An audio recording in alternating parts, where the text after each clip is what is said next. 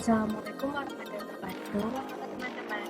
Perkenalkan, kami dari kelompok 8, kelas 4 C Akuntansi, Fakultas Ekonomi dan Bisnis Universitas Papua. Di sini kami akan menjelaskan mengenai materi diferensial cost analysis yang merupakan submateri dari mata kuliah akuntansi biaya.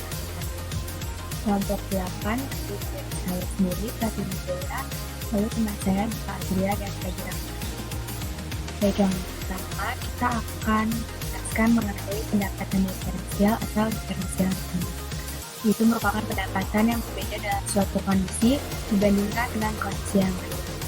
Kemudian ada biaya diferensial atau diferensial cost. Itu merupakan biaya yang berbeda dalam suatu kondisi dibandingkan dengan kondisi lain. Biaya diferensial ini disebut pula dengan biaya tarikan atau cost. Nah, untuk biaya diferensial, manajemen dalam melaksanakan fungsinya selalu dihadapkan pada masalah pemilihan alternatif tindakan. Ketepatan memilih alternatif tindakan itu besar pengaruhnya terhadap pencapaian tujuan perusahaan. Pengambilan keputusan untuk memilih alternatif tindakan berkaitan dengan masa yang akan datang. Oleh karena itu, informasi yang diperlukan merupakan informasi di masa yang akan datang.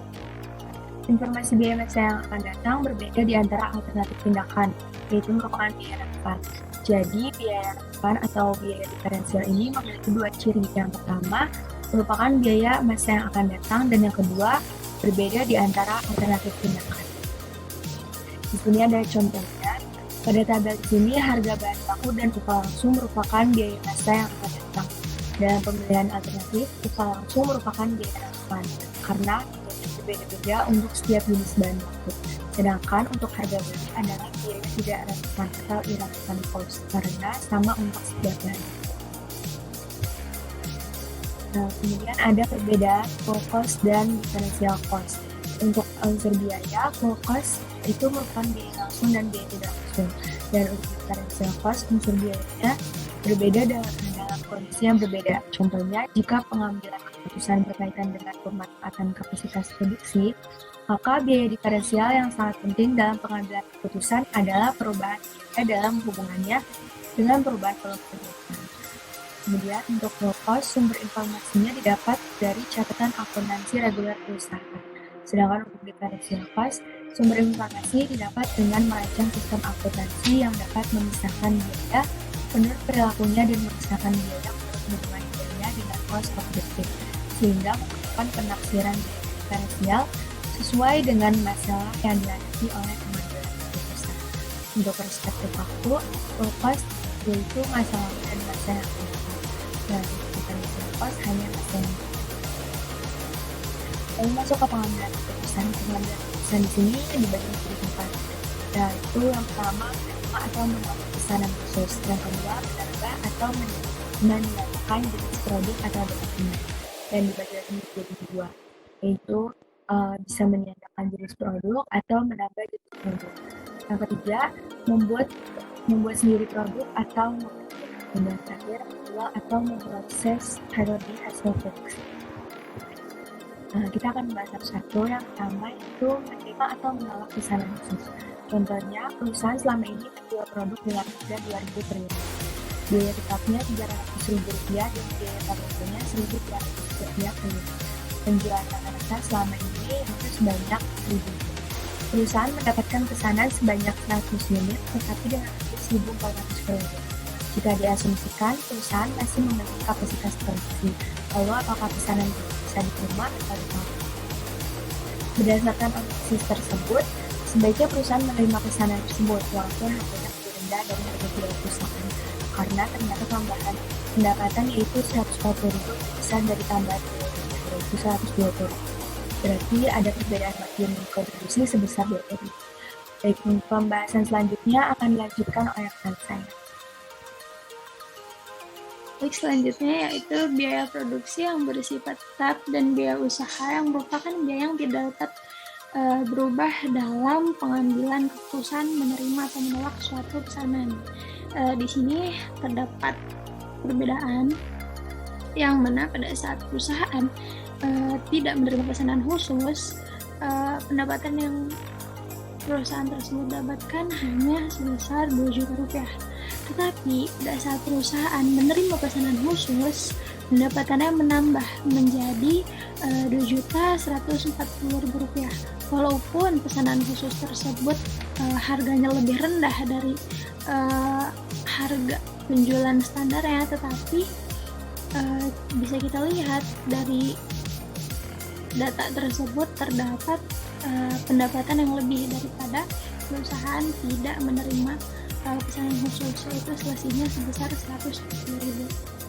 Lalu dalam biaya variabel di sini juga terdapat selisih antara perusahaan menerima pesanan khusus dan perusahaan yang tanpa pesanan khusus, yaitu sebesar Rp120.000. Untuk margin kontribusi pun di sini terlihat selisihnya itu sebesar Rp20.000.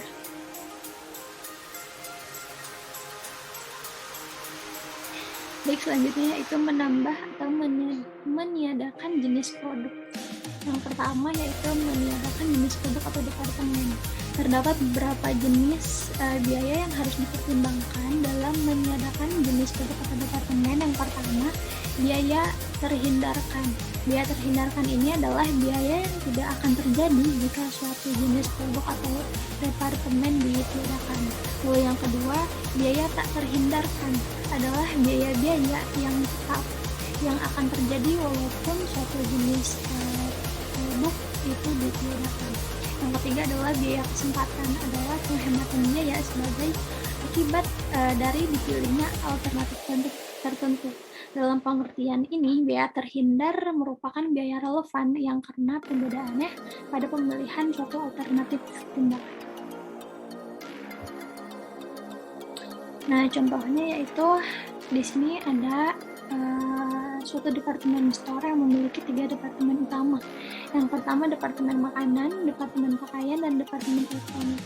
Departemen pakaian selama beberapa tahun terakhir mengalami kerugian, sehingga manajemen mempertimbangkan untuk menutup departemen pakaian tersebut. Analisislah apakah keputusan menutup departemen pakaian merupakan keputusan yang tepat. Analisis.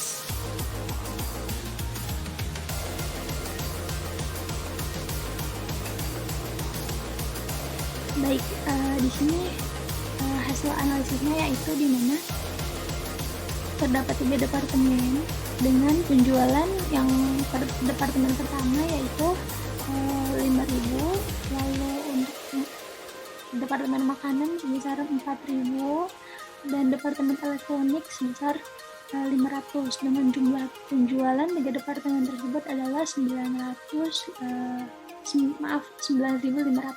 Lalu untuk biaya variabel ketiga departemen tersebut jika dikalkulasikan yaitu sebesar 7.100. Lalu untuk margin kontribusinya biaya tetapnya itu biaya terhindarkan dan tak terhindarkan.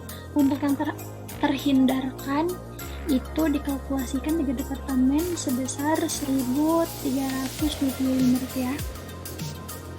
Lalu biaya tetap tak terhindarkan untuk 3 departemen yaitu sebesar 900.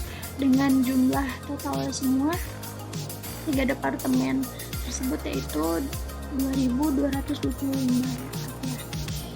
Untuk jumlah dari pengeluaran departemen pakaian yang pertama yaitu 1.050 dengan rugi 50. Lalu untuk departemen makanan yaitu 1.000 dengan laba yang dimilikinya itu 200, dimana untuk departemen ketiga yaitu 175 dengan laba 25. Untuk kalkulasi laba keseluruhan 3 departemen tersebut adalah sebesar 175. Di sini mengapa sih departemen pakaian mengalami kerugian sebesar Rp50? Karena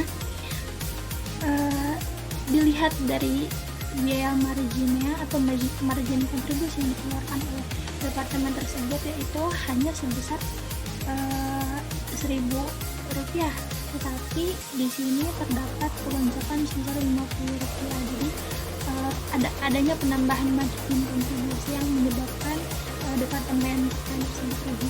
Sedangkan untuk kedua departemen yang lainnya seperti departemen makanan dan departemen elektronik,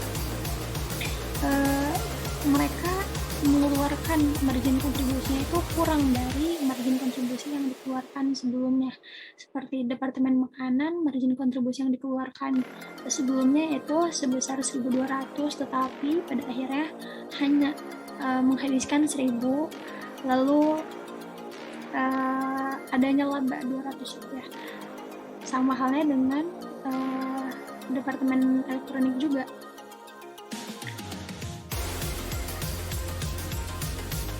Nah, berdasarkan dari perhitungan rugi laba dari ketiga perhitungan tersebut membuat pendapat diferensial dan biaya diferensial untuk kedua alternatif yang akan dipilih, yaitu seperti ini. Alternatif pertama dengan hasil penjualan dari Departemen Makanan yaitu sebesar 9.500.000, lalu biaya-biaya yang dikeluarkan Departemen Pakaian yang pertama untuk biaya variabelnya sebesar 7.100.000 rupiah, lalu biaya tetap terhindarkannya sebesar 1.335.000 rupiah, dengan jumlah total semuanya yaitu 8.425.000 rupiah. Laba sebelum biaya terhindarkan diperhitungkan sebesar 1.075.000 rupiah. Apabila alternatif pertama itu dengan meneruskan Departemen Pakaian, lalu alternatif yang kedua dengan meniadakan Departemen Pakaian. Penjualan Departemen Pakaian ini sebesar 4.500.000 rupiah, lalu dengan biaya-biaya yang dikeluarkan yaitu sebesar 3.675.000, dengan dikurangkan penjualan dengan biaya-biaya yang dikeluarkan yaitu terdapat laba sebesar 825.000 rupiah. Di sini dengan perbedaan alternatif satu yang meneruskan Departemen Pakaian dengan alternatif yang kedua dengan meniadakan Departemen Pakaian, terdapat selisih penjualan yaitu sebesar 5 juta. Lalu untuk selisih biaya-biaya yang dikeluarkan oleh departemen tersebut, untuk biaya variabelnya sebesar 4 juta, lalu untuk biaya tetap terhindarkannya sebesar 750.000 rupiah. Dengan jumlah total selisih biaya-biaya yang dikeluarkan yaitu 4.750.000 rupiah, dengan laba sebelum biaya tak terhindarkan diperhitungkan sebesar 250.000 rupiah. Nah, dari perbedaan pada kolom di atas, pendapatan yang dikorbankan oleh departemen dengan meniadakan Departemen Pakaian ini adalah sebesar 5 juta rupiah, dan ternyata lebih besar dari biaya yang dapat dihindarkan, yaitu 4.750.000 rupiah. Jadi apabila perusahaan meniadakan Departemen Pakaian, sepertinya tidak usah, karena dilihat dari alternatif di atas, sebaiknya keputusan yang diambil adalah tetap meneruskan Departemen Pakaian. Oke, selanjutnya tentang penambahan jenis produk atau departemen akan dilanjutkan oleh rekan saya, yaitu di sini. Terima kasih dari rekan saya yaitu Fajra Maharani. Saya lanjut lagi. Nah, menambah atau meniadakan jenis produk atau departemen. 2. Menambah jenis produk atau departemen. Analisis pendapatan dan biaya diferensial juga berguna untuk pengambilan keputusan meniadakan produk atau departemen, dan menambah jenis produk atau departemen baru, yaitu mengganti jenis produk atau departemen tersebut. Nah, contoh menggunakan contoh sebelumnya dengan alternatif menambah departemen kosmetik dengan informasi taksiran penjualan 3 juta. Nah, biaya variabel total 2.100.000 dan biaya tetap terhindarkan ada 250.000. Alternatifnya meneruskan Departemen Pakaian atau meniadakan Departemen Pakaian untuk diganti dengan Departemen Kosmetik. Menambah jenis produk atau departemen. Sebelum dilakukan analisis, kita lakukan perhitungan terhadap biaya terhindarkan dan tak terhindarkan setelah masukkan Departemen Kosmetik sebagai berikut. Di sini ada tabel tabel departemen, terus kolom kosmetik, makanan, elektronik, dan jumlahnya. Penjualan di kosmetik itu 3.000, biaya variabelnya ada 2.100, kalau makanan penjualan 4.000, biaya variabel makanan 2.800, untuk elektronik penjualan 500, biaya variabel 300, dan jumlahnya masing-masing. Untuk komponen kosmetik, makanan, elektronik jumlah keseluruhannya 7.500, dan untuk biaya variabel 5.200. Terus margin kontribusi di kosmetik 900, makanan untuk margin kontribusinya 1.200, untuk elektronik bagi kontribusi 200, jumlahnya 2.300. Biaya tetapnya yang terhindarkan dan tak terhindarkan itu 350 dengan 300. Terus di kosmetik ya, di makanan 500 dengan 500, dan untuk elektronik 75 dengan 100. Jadi totalnya untuk terhindarkan, biaya tetap terhindarkan, dan biaya tetap tak terhindarkan itu masing-masing 925 dengan 900. Nah, untuk jumlahnya keseluruhan dari kosmetik itu 650, untuk makanan adalah 1000, untuk elektronik adalah 175. Totalnya adalah 1.825. Laba ruginya adalah 250 untuk kosmetik, makanan 200, dan elektronik 200, total ada 475. Semua dalam ribuan. Jadi menambah jenis produk departemen. Nah, di sini alternatif pertama menuliskan departemen pakaian, ke alternatif keduanya mengganti dengan departemen kosmetik. Penjualannya yang di alternatif pertama 9.500.000, alternatif kedua 7.500.000, perbedaannya 2 juta. Nah, biaya variabel dan biaya tetap terhindarkan. Kalau di alternatif pertama 7.100.000, yang tetap terhindarkannya itu 1.345.000. Alternatif kedua 5.200, untuk tetap terhindarkannya 925.000.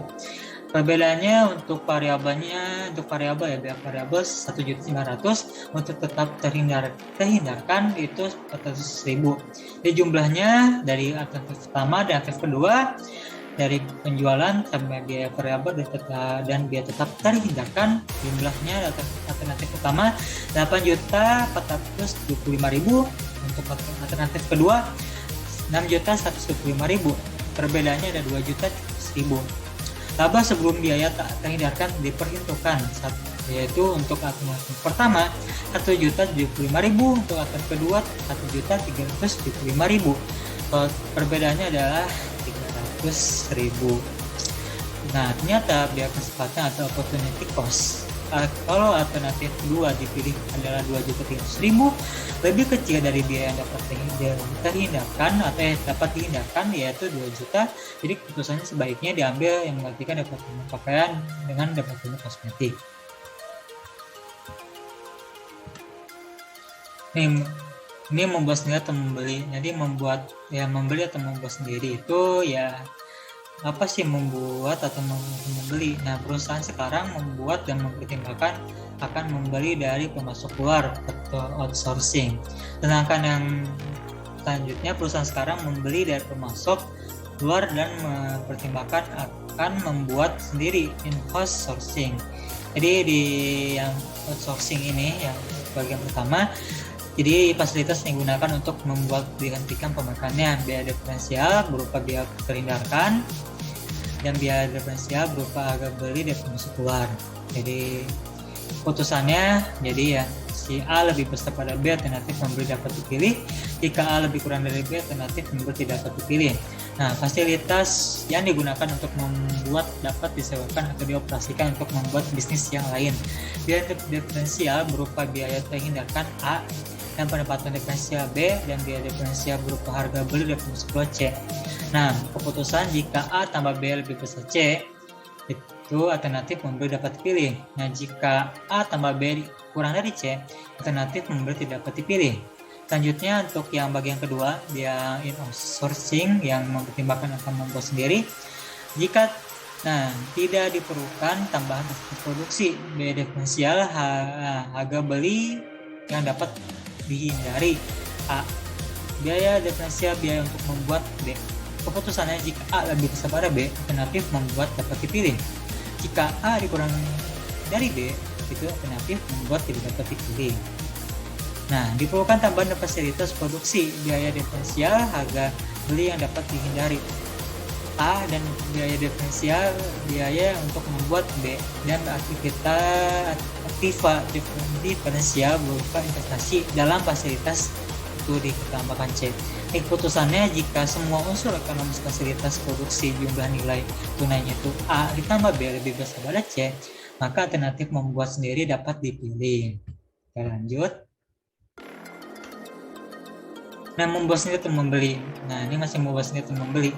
Jadi biaya per unit rupiah untuk biaya bahan baku 30, biaya tenaga kerja 40, biaya variabelnya 10. Nah, tetapnya terdiri dari gaji pengawas 30, penyusutan 20, dan alokasi dari departemen lain 50. Total biaya produksi 180. Nah, perusahaan mendapatkan tawaran suku cadang sejenis dari perusahaan lain dengan harga pemesanan 150 per unit. Berdasarkan hal tersebut, perusahaan dihadapkan pada pilihan membuat sendiri atau memesan pada perusahaan lain dengan harga per unit yang lebih murah. Kita lanjut. Membuat sendiri atau membeli.